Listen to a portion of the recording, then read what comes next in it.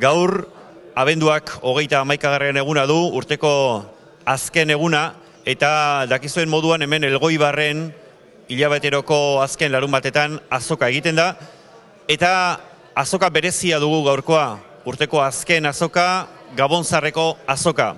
Hemen, plazan, geroxeago ikusiko dugun moduan, barazkiak, fruituak, hortxe izan dira erakusgai eta salgai, eurak lehiaketa baten baitan ere izan dira, eta hemen pleno areto eder honetan, oraintxe bertan, gazta lehiaketa egiten ari gara.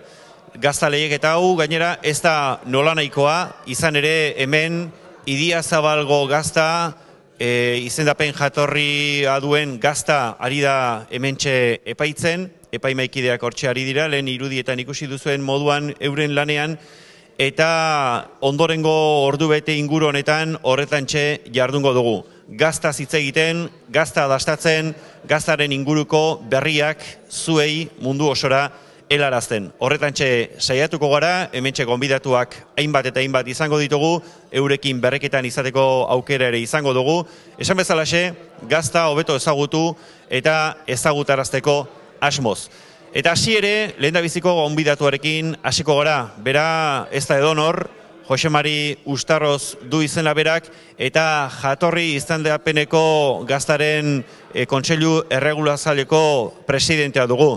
Jose Mari, egunon eta ongi etorri. Egunon, eskerrik asko, inbitatzeagatik.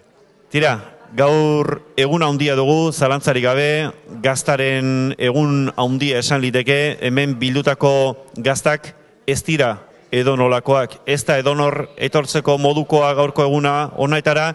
Esaiguzu, zer berezitasun duen gaurko egun honek zuentzat Idiazabalago izendapen jatorri izendapeneko kontseiluarentzat?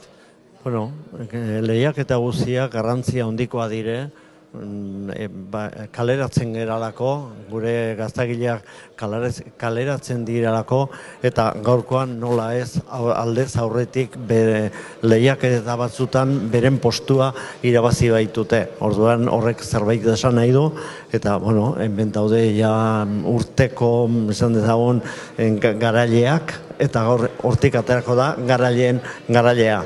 Hau oso interesgarria da, jendeak jakin dezala, gauzak ongi egiten ari direla, eta ez diela edozer gauz hor kalera ateratzen dituztenak. Gaur egunean gazta izango dela, produktu egitako bat en el top dagoela, ez? Arrakastatxoena, eta prensa dela medio, igual herritarrek ezagutzak geixen dakena, ez? Eta, Elgoibarren badakaue ekoizle bat, baina urtean ziarrera antolatzen du beste txapelketa bat, Idiazabal izendapenan barruan, baina gaurkoan egin duen beste pausu bat ematea eta listoia bizkata gora altzatzia, ez? Horregatik antola egin duen, noindala hau ja laugarren urtia da, txapelketa berezi hau dala urteko irabazle guztien arteko txapelketa bat. Eurak gustura etortzeia, eskertzen dabe, hemen jasotzen daben tratua, eta, ia holan jarraitzen dabe nurengo urteetan. Bueno, nik usten dut ondik handanak ez dut probatu, baina, kriston gazta hona dauzela, ez? Bueno, gaina urte guztian irabazi denak, eta, txar-txarrek ez da, ez? Gero ja, begila, gustua, azala, baina, gazta hona diaz danak.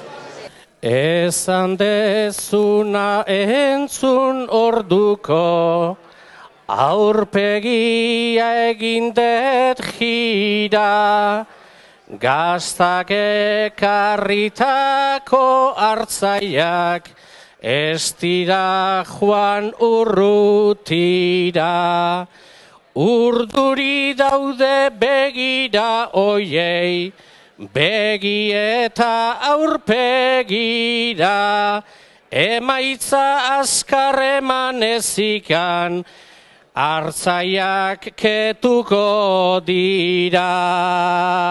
Elgoibarko Txillarre Basarriko nagusia hortxe ari da, lehendabiziko saria jasotzen, alkatearen eskutik irrifarrak eta txaloak ere bai, mesedez.